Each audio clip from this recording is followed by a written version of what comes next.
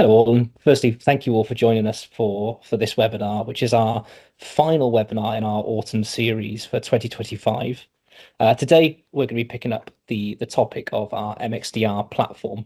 We're going to be looking through what MXDR actually means, who basically would benefit from an MXDR solution, and jump into some of the intricacies on why MXDR would be useful for businesses. But I think probably before we begin, a little bit of housekeeping for today's webinar. So our expected runtime today is somewhere in the region of 45 minutes, leaving some time at the end for questions and answers. So if you've got any questions that appear throughout the webinar, feel free to put them into the chat and we'll make our way through them at the end. This webinar will be recorded like the rest of the ones in our autumn series. So if you do have to drop off at any point in time, we'll send you a link afterwards where you can catch up. And likewise, you can also catch up on any of the other webinars if you've missed them in the previous series. I suppose there's some brief introductions to who we are. If you don't know who we are, it's probably a worrying sign, but we're both myself and Matt are from a company called PureCyber, based in Cardiff, where we operate as our head office. We operate for ourselves across three main cybersecurity pillars. So the offensive security pillar, the defensive security pillar, and a governance or compliance security pillar, all wrapped in a big human cuddle to hopefully make those various technical services easy to digest for people of all different levels. So whether that's the board, an IT team, or just members of the general business community. So that's who I'm Tom. I'm the Chief Offensive Security Officer here at PureCyber, and I'm joined by my alter ego, Matt. I don't know if you want to say hello, Matt. Hi everyone, I'm the Chief Defensive Security Officer here at PureCyber. Perfect. On today's webinar, I say we're very much focused on MXDR. So I think to kick it all off, we'll run through what actually is MXDR and what does it mean, why it's important. We'll then have a look at the data that MXDR can consume, and we'll have a bit of a brief discussion around the different data sources, the good, the bad, the ugly, and the enriched. Matt will then cover off a little bit more in details on which businesses would benefit from an MXDR solution, before finally going into some case studies showing you how MXDR performs in the real world and how that helps businesses to respond to cyber incidents.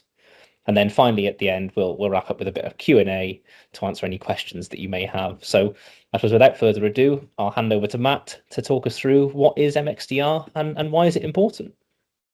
Thanks, Tom. So, MXDR, I think we're starting here really because, we all know cybersecurity is full of acronyms, and understanding what MXDR and how it's made up is probably the really important first step. So MXDR is simply a platform where kind of multiple pieces of technology, data sources come into kind of one view, and then automation and humans are built on top of that to really detect, investigate, and respond to pretty much all cyber threats in real time. MXDR is made up of kind of 4 letters, obviously. So you've got your managed, so it's actually led by human. It's someone behind it, making sure everything is rolled out, data sources are coming in where they should be, and everything is really kind of healthy in terms of we've got everything in place ready in case it has to respond to some sort of attack. Extended is when it brings in multiple data sources. So you've got your endpoints, your firewalls, and then your kind of cloud SaaS solutions like your M365 and Google Workspace. That's why they usually use the kind of word extended. And detection and response is when really, anything that gets detected or picked up upon and then alerted to is a class of detection. And then when that has to actually do something about it is when the response element, like blocking an account or isolating a device, is then initiated. Now, if you can move to the kind of next slide, Tom, for me, that'd be perfect. So how is MXDR kind of maybe different or actually combines all of these in one? Now, I think probably everyone here on this call has some sort of form of AV, at least across their network. So that's just your antivirus, where it's really, based on signature detection. So if a file is known to be malicious, then it's going to be blocking that. That is then built upon using EDR. So EDR then really looks at kind of potentially behavioral analytics, or I don't know, maybe Tom, Tom is not maybe a non-technical user, he then starts initiating kind of PowerShell commands on his machine to reach out to maybe external endpoints to download files. That's really weird. He's never done that before, and that's where EDR really should be stepping in and raising that back and potentially doing something about it. That is then the kind of opposite to network. So NDR is network detection and response. So that's monitoring everything from the network point of view, so that's your firewall switches. If an endpoint is reaching out to an external IP address on the internet, potentially could be exfiltrating files, doing a ransomware attack, then that should be there to stop any sort of activity. You have IDTR, which is identity detection threat response. So that is looking at your kind of identity applications, which is Microsoft 365 or Google Workspace. That's going to pick up upon if a user starts logging in into China, where they're expected to be in the UK, or if someone starts initiating downloads of files on your SharePoint. That's what that should be kind of analyzing there. Then EDR is kind of built upon using MDR. So MDR is the managed version of EDR. So that there's a human sitting behind that application or that service to add another layer of kind of, well, human expertise, I suppose. XDR then is when it starts to bring all of this together. So XDR is kind of the combination between endpoints, networks, cloud to really create a kind of full solution.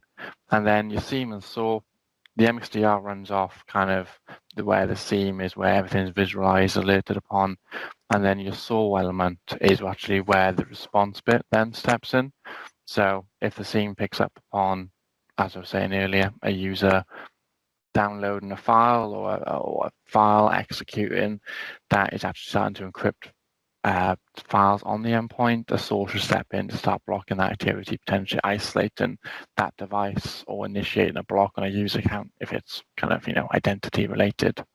And a good MXDR should be combining all of those. If we can move on to the next slide, Tom. So the MXDR is made up of really 5 core areas. So you've got your log collection. Now, for example, we do that via multiple different methods. One of those is agent-based. So you could have agents on your workstations and servers collecting Windows event logs. It could be kind of authentication logs across those endpoints. You then have potentially your firewall logs coming in via APIs and your identity logs coming in via, again, maybe the Microsoft Graph API to then start to build up that data set. But then all that is sent to some sort of SIEM XDR platform to be alerted upon, normalized, correlated, and enriched. So not just taking the information at its first glance. If it's M365, understanding where the IP is coming from. Is that IP known for kind of bad reputation? There's one more things that you can add to it to increase the potential first response, because the more we know, the more we can do about it. If anything then meets the kind of alerting guidelines set and rules put in place, the SOAR will pick up upon that. And if there's an active rule set aside for it, so let's take Tom logging in from China. There's no reason for Tom, hopefully, to be in China. So the SOAR would step in there and actually potentially do a couple of things. It could be blocking that sign-in. It could be signing out of all his sessions and potentially resetting his password. We think that the human, and we know the human part of this kind of system is actually really critical. So the human part, SOC analysts, will provide a lot more oversight, triage, and actual threat hunting on all the information being collected in the first 2 areas. And again, if they detect anything that potentially isn't raised by automatic alerting or AI, then they're there then to escalate that either to the SOAR or to the client. And then all of that is visualized into that customer portal piece where they get all the pretty visuals, all the stats, so they can go back and say, well, look, this solution has done X, Y, Z. Now, our first kind of question of this webinar is, do you actually employ any of the kind of, elements that we just discussed, so AV, EDR, and this is anonymous, so you can be as truthful as you want.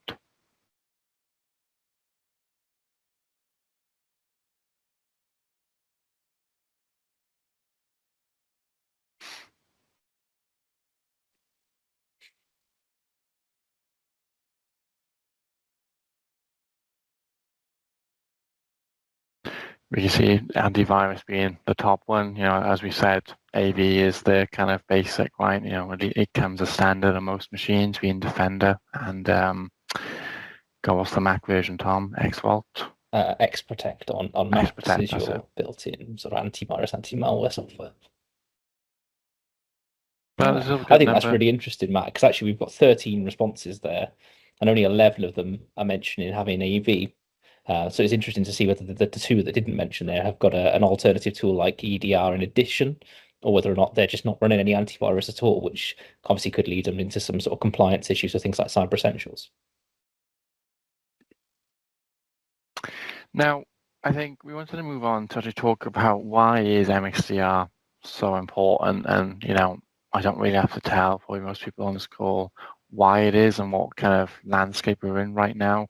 We're all probably very much aware in the news, cyber is kind of the key area with lots of different attacks like JLR, MNS, being discussed at pretty much every opportunity really right now. But it really is that kind of tool to help you out and to actually provide quicker response to potentially the worst case scenario. That could be a malware attack, it could be business email compromise, but it's there to really help in those sorts of situations. And our next slide kind of goes on to talk about where else it will potentially help. So we talk about two kind of areas really: mean time to detect and respond.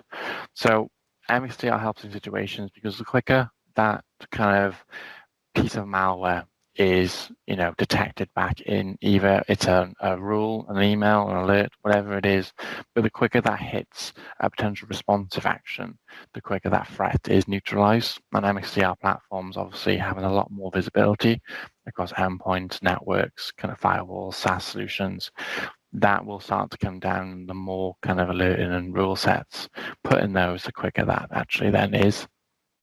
And then the time to respond, this is the critical part, right? How quick can that system neutralize that threat? How quick can the analyst, initiate that block if the automation isn't responding to that? And again, MXDR is combining all of that data into one platform. So instead of going to your firewall to initiate that block, you should be doing that through that kind of that piece of software, that tool. Awesome. That's great. Thank you, Matt. And I think one of the things I think, Matt, you touched on there was ultimately an MXDR platform or a SOC service is always judged on what it detects, its output. But unfortunately, we don't always get presented the input, should we say, in the nicest possible way. And I think that is summed up nowhere more better than in an MXDR solution, where we're able to bring data feeds in from here, there, and everywhere to sort of give you that full coverage of your cyber landscape. Now, I think when we talk about computing, some of you on the call may have heard the term garbage in and garbage out before. And this is always a reference that we think about in terms of ensuring the data we receive in is useful to us, means that the output of our system is also going to be useful. And conversely, if you collect every piece of data that you can think of and don't put any thought around it, the output likely is also going to be compromised as a result. So when it comes to the MXDR solution, we have to think about that sort of data sources. Just because we can ingest data from everywhere, should we? And I think that's where this slide hopefully sums things up quite nicely in terms of the good, the bad, the ugly, and the enriched. So when we talk about what is good data, we need to think about the data that's going to be useful to us. And not all data is useful. And probably the best example that I have on this is talking with customers recently about things like vulnerability scanning data. Vulnerability scanning is a very good and very useful component of a wider cybersecurity strategy. But what vulnerability scanning is a proactive security control. It's around being able to assess your devices for compliance, assess your devices in terms of patches and updates to make sure effectively you're doing IT hygiene well. What that isn't, though, is useful really in a defensive scenario, because when we talk about MXDR, we're on a responsive or a reactive solution, trying to detect something going wrong or something that's gone wrong, and ultimately how we can stop that getting worse. So the question I get regularly is, can we put our vulnerability scanning data into our MXDR platform? And the answer to that on a raw technical basis is definitely yes. Of course we can. We can ingest that data and we can show you some pretty graphs and visualizations. But does that data actually enrich the MXDR experience? I think the answer to that normally is no, because it's not got the same direct drive or purpose. They're different reasons why we collect and use those data sources, and that's an example of data that maybe wouldn't be good or would be bad data to ingest into an MXDR solution. In the same way, we also need to think about data that's ugly, and what I refer to as that in respect, mainly looking and pointing the finger at Microsoft. We ingest data from Microsoft 365 as an example for a huge number of our customers, and unfortunately, Microsoft can't be consistent in how they word things. So, across 3 different log types, the IP address that somebody connects from may be called actor IP address, client IP address, or just source IP address as an example. And that means that particularly in an MXDR solution where we're bringing data feeds from various different vendors and various different solutions, we need to then work a lot harder in normalizing that data down into a structured format so that when we look and search and collate data from those various different formats, that it's in a consistent manner and our analysts can very quickly and easily find things that are going wrong. I say that covers off the ugly data, but what about the enriched data? And that's really where, with an MXDR platform, or more importantly, a SOAR platform, which is a security orchestration, automation, and response, which is basically putting the computer to work in the background to give us the data we need. So long gone are the days where an analyst will see, for example, a login event and an IP address popping up on their screen. Now that SOAR platform will have already in the background taken that IP address, gone out to various different data sources, looked up where that IP address is in the world geographically, possibly given me an actual pinpoint on a map to where that was. I can collate that in terms of, is that normal for that user? So Matt used the example earlier of me logging on from China. Now, it could be that I planned a recent trip to China and you saw, for example, a 7-hour delay whilst I was on the flight to China, and I was using China Mobile or something like that. Doesn't necessarily mean malicious, but what we can do by enriching that data is start to put things in place that mean that not only are our automated alerts much better, but when an analyst comes to triage this, which I think is probably the most important piece, all the data they need to make that decision is available right in front of them. They're not having to go out to third-party systems and websites to look it up. So I think around data enrichment is probably one of the key bits in a SOC, and particularly that's most important when we get data from various sources, because we want to normalize that down into a way that we can collate that data together. But I suppose, Matt, that probably brings on to the question of who actually would benefit from an MXDR solution. Simply put, everyone, right? But there is some caveats to this, I suppose. Everyone, MXDR should be accessible to everyone, right? Every size organization or every sort of sector type. But, we also believe and think there's some kind of key areas that will help if you had the solution in place. One of those being more mature, right? And what we mean by that is that you have the policies in place, you have that kind of plans of understanding the data better, potentially. You might have a little bit more resource to first take it on and then it kind of levels off, or it just means you can actually get more value out of the solution. You know what you need as a company instead of just getting something that you potentially might need, and that will help the solution work better for you. But as we said, it is scalable for all different size companies, and it's there really to help out. It also really is there to support the internal resource. So where a lot of companies at the minute are, finding it difficult to find the time to do security work, especially if it's an IT team and there's no real cybersecurity element built in. It's a hard enough job for you guys at the minute, doing IT work, and then to do cyber on top, it just adds an extra kind of layer that you just don't really need. And that's where MXDR should step in, relieve that pressure, so it's being dealt with, and anything that you should be aware of should be then flagged and raised back to you.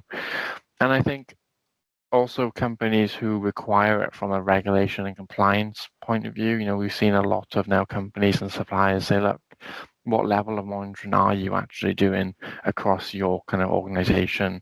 Have you got at least, EDR, MDR, potentially MXDR built in to your kind of tech stack to help pick up threats before they potentially do result in something really malicious taking place? We've also seen new regulations potentially being implemented, like the Resilience Act yesterday being talked about, and those sorts of things for critical national infrastructure. But those sorts of things usually then start to extend down to the normal everyday company that is working with any kind of big supplier. So, it's all set to change in the future. We don't know what that holds, but I'm sure, the requirements are slowly going to get a lot more as we go. And I think our next kind of question is around, if you are utilizing any sort of cybersecurity support, what is that right now for you?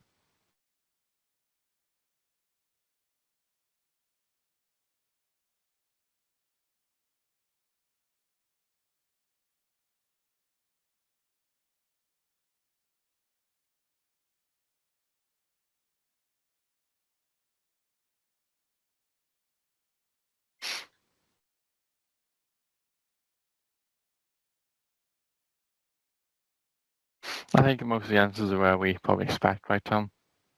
Yeah, I think the proactive defense is really interesting. That the majority of people are looking now to get onto that front foot, which is great, because I think over the last couple of years we've seen a lot of businesses that were sort of behind the curve, and it's really nice to see people starting to pick it up and get in front of it, because ultimately I think regardless of what you do on that sort of cyber journey, nothing you do will ever prevent a breach. We always know that the human is both the strongest and the weakest link in the chain, and things will always go wrong. Things will be missed, things will not be done correctly, processes won't be followed. But I think when things do go wrong, that's where I think MXDR probably comes into its biggest advantage in providing the assistance through that incident response process. And I think over the next couple of slides, what I want to try and cover off is a couple of real life scenarios really around how MXDR has sort of put itself to work in the real world. So below here, if you're not familiar with it, these are the sort of the high level steps of an incident response process. The stages all start with preparation, and a good MXDR solution won't just come into force and into play when the things have gone wrong. Hopefully, it will be in place long before things do go wrong, and they will go wrong eventually. And the reason for that is what we need to do is understand what's normal.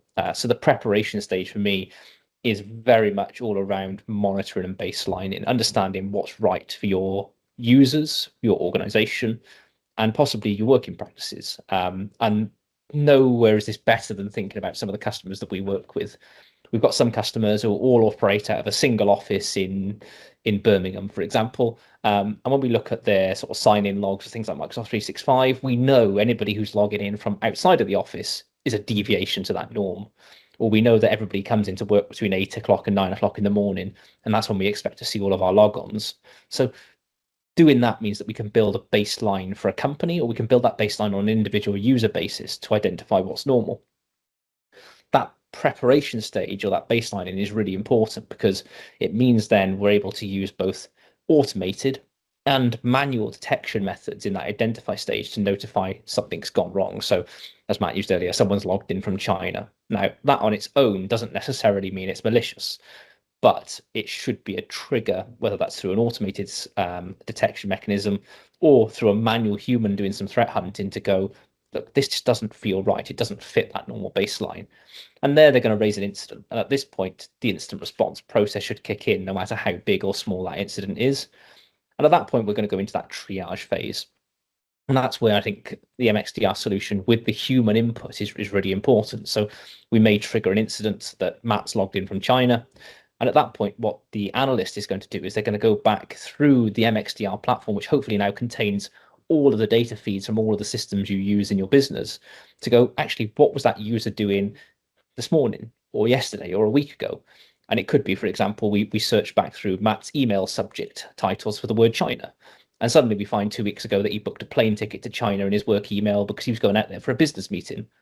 At that point, the analyst is able to put a human element on something and go, look, we've got these 3 or 4 events that all tie together, to go, actually, I think Matt's usage in China is legitimate. Or it could be we search back through his inbox and find absolutely nothing. He's actually got a meeting booked in his calendar this afternoon for an event in Cardiff, and we go, look, that event login from China is malicious.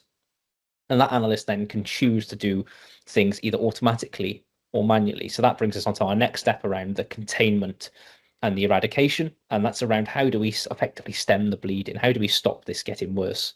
So that could be using automated responses, or what we refer to in here as playbooks, for example, to contain that incident. So lock the user's account, so prevent them from signing in.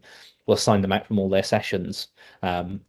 We may then push that back off to the internal IT team, so they can do the recovery piece of getting that user back online, or getting that legitimate user back online by changing their password and confirming their multi-factor authentication tokens. We could isolate endpoints, and in a recent example, Matt, with a customer who had an MXDR solution, we saw this where somebody got ransomware onto a device, but because of the automated nature of both the identification and the response capability of the MXDR solution, what we were able to do is detect that ransomware payload and not only kill the executable in terms of stopping it doing any more damage, but also isolate that endpoint from the network. So we were able to take the compromised endpoint and disconnect it. So even if that endpoint was encrypted, it meant that the threat was contained there to that one endpoint, and effectively in a much lower and slower work manner, their IT team is able to go in, collect that device, reimage and wipe it, and effectively get it back into business as normal. Whereas if that device was left on the network and we weren't able to contain it, suddenly a single device compromise could have been the whole network. So I think that's how MXDR plays into the wider incident response process. A bit at the very end here, though, the lessons learned, I think, is one of the bits that after all incidents, whether they are true positives or false positives, or even true negatives and false negatives, is that what we have is a cyclical cycle. So the analyst will go, well, why did that automated alert trigger? What was the triggering factor? And ultimately, what we're looking to do is always improve that baseline. So whether that's improving the baseline of what's normal for a business or an organization or an individual user, or we're going to tune those detection rules to make sure that they are triggering correctly. And effectively, our end goal is to minimize the amount of false positives, because ultimately what we want to do is to speed up, as Matt referenced earlier, that time to detect, and likewise that time to respond. I think, Matt, I don't know if you want to just quickly touch on how it also helps with forensics. So once things have gone wrong. Yeah, and it really does help. So, as a company, we do a lot kind of, if a company does get breached or attacked, then we're there to help them out. And, we see the difference when companies have kind of these solutions in place compared to when potentially they might just have antivirus rolled out or some sort of form of EDR, and why it's important is because when we're doing forensics, we're not just looking at one data source, right? So let's take a ransomware attack. We're looking at endpoints, but we're also looking at firewall data, what went out, what came in, potentially what was vulnerabilities at that time. We're looking at kind of what was going on from an identity point of view. Was anyone getting attacked there? Was anyone coming from an external location they're not meant to be coming from? Potentially, that could be the point of entry that they came in. Same with the firewalls. Forensics is about understanding how really this happened, and the quicker we can determine the how, the quicker that company then can start actually containing it, eradicating it, and then finally, which is the main really important bit, actually recovering back to some sort of normal operation. And that all leads to that. The quicker we can find out what went wrong, the company can come back to normal, really. And that's why really it just makes the huge difference. Yeah, I think just to add on to what you said there, Matt, having that historical data artifact allows you to see that timeline a lot clearer and a lot quicker. I know recently on an incident we were working on, we were looking at gold, silver, and bronze restore points to go, actually, although we know, for example, some malware executed on a Monday, when was the first indicators of compromise in terms of access to that network, and using that massive backlog of data with MXDR. Once we knew how they got in, we were able to then search back through that data to go, actually, this business, you can restore this asset back to this time and have a good confidence level that it's going to be fine, or you could go back this little bit further and have a great confidence level And having that data source available means that really from an advice perspective, as well as just a raw technical data, we're able to put together good remediation plans that allows businesses to get back up and running as soon as possible. I suppose it's worth then just jumping into a couple of examples of how MXDR has performed, should we say, in the real world. And we've got two examples to go through here, haven't we, Matt? We've got a relatively standard business email compromise, which I'll let you cover first of all, and then we'll crack on and have a look at a data loss prevention example in a second. Yeah, so this scenario is the probably most common reason why a company will get some sort of form of incident, right? So, it's where someone's obviously got into the account, they fall phishing, and then obviously the attacker is in the account. So for this scenario, the user has now shown up from an unfamiliar geographic location. That could be Tom logging in from China where he's not meant to be there. We could see, potentially there was no MFA enabled and the attacker was able to grab kind of the session token. That could be from dark web platforms, breach data, or potentially that user just giving away their session via a phishing email. The platform then at that point should be stepping in. It should be understanding that threat. So, and enriching that data that is seen from Microsoft. So with that, it should be saying, right, okay, this IP is known to be from a malicious IP potentially, or something a bit simpler. You don't generally see logins from data centers. So if you've got a login from data center, then right, okay, there's something a bit off here. And that could be normal, it could be a VPN, but most of the time it's not the kind of standard IP source really that we would usually see. Potentially then the device type could be witnessed in that login. So if we know that company or that system knows the company only uses kind of Mac or Windows devices, and we've seen a Linux device authenticate, we know there's probably a potentially serious problem. And for this, there was email rules being set up, forwarding rules being set up to really increase that time of persistence on that account. The longer they can stay on there, potentially, the longer the more things they could exfiltrate or steal or carry out their attack even further. Now, how the MXDR responds in this case. So with this, potentially the automation could be if the account is shown in an unknown location with all these parameters set, then that account just gets disabled. So the account gets blocked sign in, that then all the sessions are signed out. At that point as well, we would probably review the MFA devices assigned to that account. What we usually see is the attacker wants to retain persistence, so they might add everything they can to make sure they stay there as long as possible. So reviewing all of that would also then remove the inbox rules created, any potential app permissions assigned. So if they're trying to send lots of emails out of the organization, they'll usually create some sort of app in the back end to disguise that as best as possible. But because the MXDR platform is also reading in data from endpoints, it can then assign the start to scan that user's endpoint in case they have tried to move laterally and extend that attack to more the network point of view. And the biggest kind of thing with this is that account then is contained and secured. Yes, they might have fallen for that phishing email and got into the account for that very short period of time, but the quicker you can contain that threat, the better it is really. It usually takes a couple of hours to actually get the attacker to do something. So the quicker it's contained, the better it is. Yeah, awesome. And I think the second one I think is an even more interesting one, because when we talk about MXDR, I think we always think of it in a security mindset. And ultimately this example is security focused, but it doesn't necessarily have to be should we say abnormal access or session compromise. In this case, we can also use MXDR for things like data loss prevention. And I've got two examples. The first one I'm going to talk through, and the second one I'm going to run you through the example you see on the slide. So the first example, we had a customer we were working with who were using SharePoint as an example to share data with their own customers. And they had a number of internal incidents where data had been basically shared with the wrong customer, put into the wrong folder, or shared inappropriately. So what we did within our MXDR platform, we built some detection rules that looked up key attributes effectively for their customers to be able to alert them every time an item was submitted to that client folder, but without the right client attributes. So they were able to proactively go and audit effectively whether or not that item was there. And don't get me wrong, the majority of those alerts were false positives, but that system for them caught a good number of true positives and allowed them to prevent a potential breach happening. And the second example here, more focused around sort of security inside a threat, or in this case, possibly an outsider threat by the time it happened.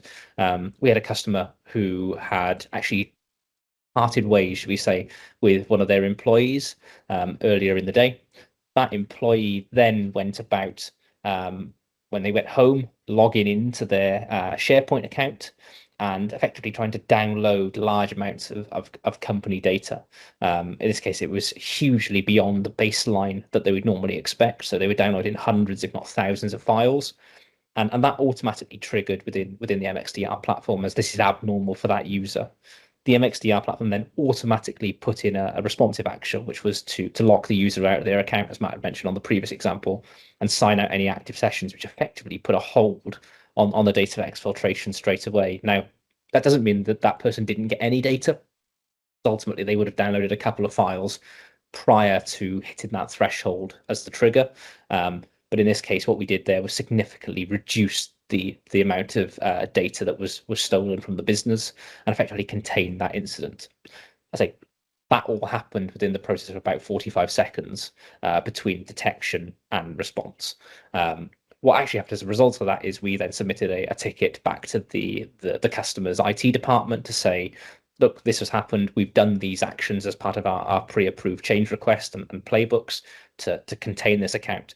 And about 2 or 3 hours later on, their IT department came back to us and said, oh, yeah, sorry, that user was actually let go today.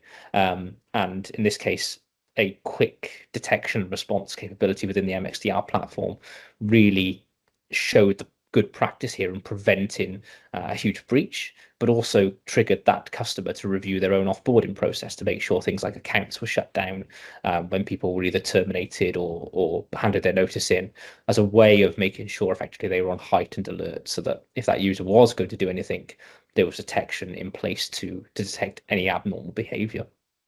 So that was another really good example of how MXDR came to sort of help prevent, in this case, a data loss prevention incident.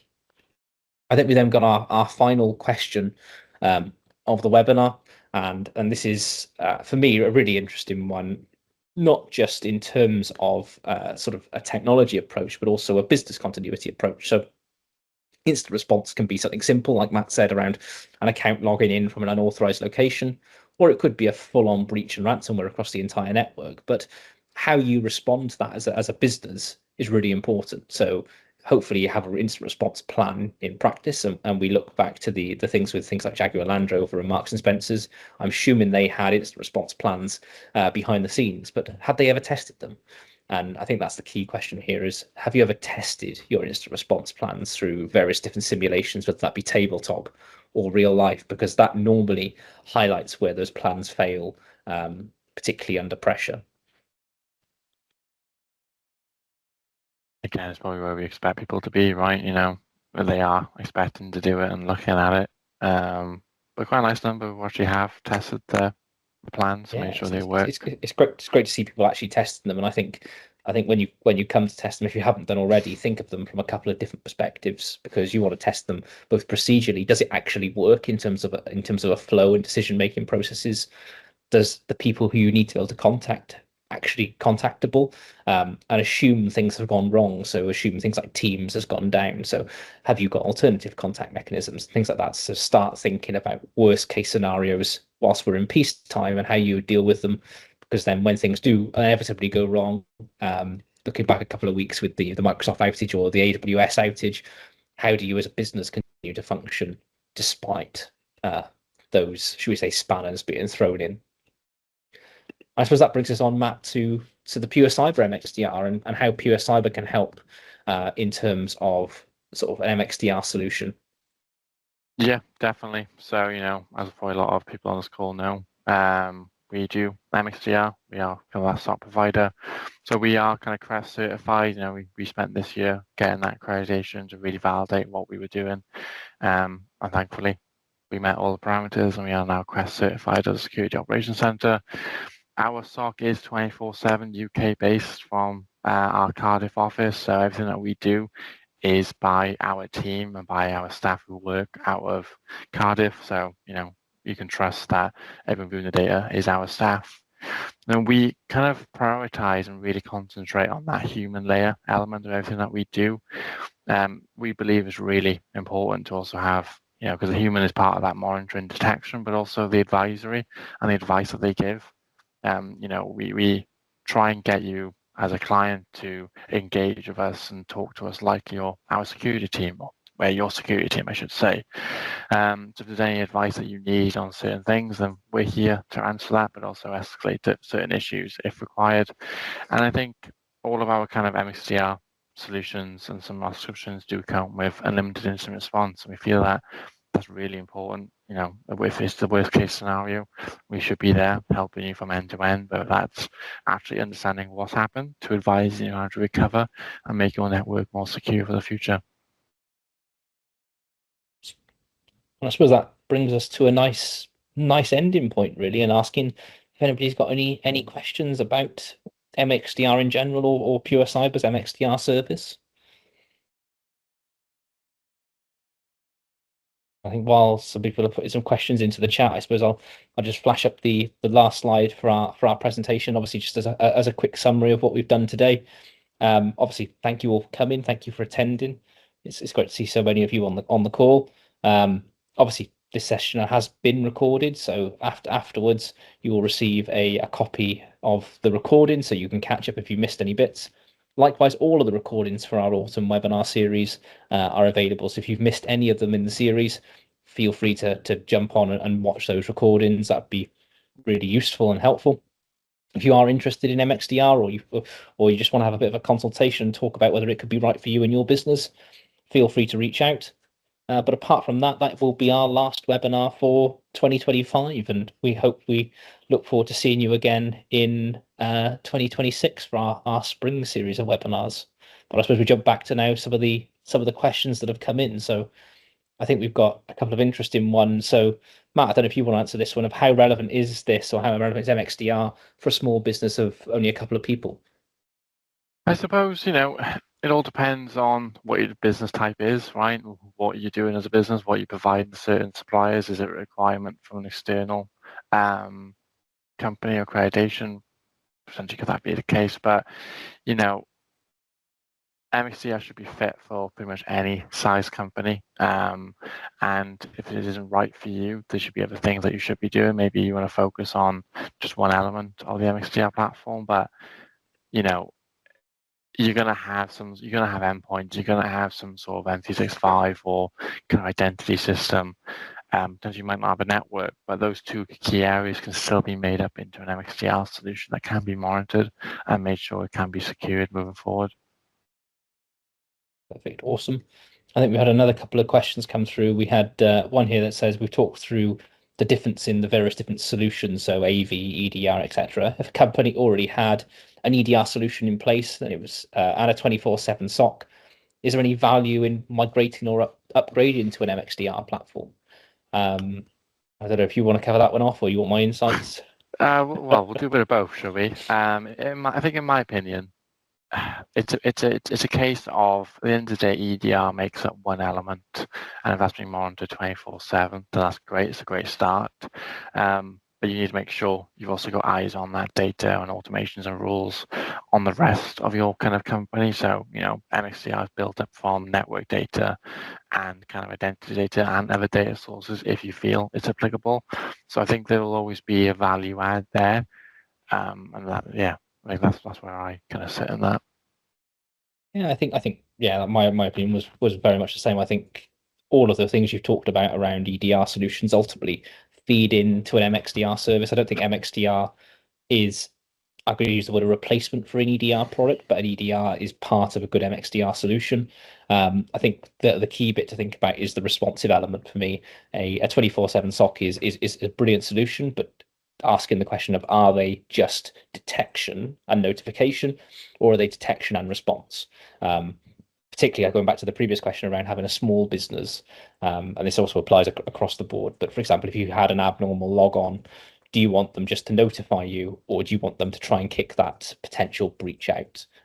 Is probably the big one about where you start to bring in that orchestration and response piece around making sure that it's fit for what you need. Now, somebody just notifying you might be the right solution for your business, or it may be you go, actually, we want somebody else to take the whole piece off our plate and deal with it end to end for us. So that for me would be the key question to ask when it comes to an MXDR versus sort of traditional SOC solution. I think we've had one last question, Matt, around would you need much technical knowledge to integrate or manage an MXDR solution? Depends on the solution, right? I think that's what we kind of pride ourselves in. So if you went with us, I make sure, and well, we have clients with varying technical knowledge. Some feels like sometimes they probably never touched a computer before, so they rely on us very heavily. To some people where they're very technical, they want to be engaged a lot, they want access to absolutely everything and view everything and actually potentially action some of the stuff that's being witnessed. So it all depends on the supplier, but we are here as one sense of that to make sure it's working, it's integrated, you understand it, and everything is built to kind of what potentially your requirements are and what we advise and recommend. Yeah, awesome, brilliant. I think really, unless anybody else has got any further questions, I think it's probably worth us just saying thank you once again for watching and joining us for today's webinar. So if you need anything, feel free to reach out. We're always here 24 hours, 7 days a week. And apart from that, no, thank you for watching, and we look forward to seeing you again in the new year. Thanks, everyone.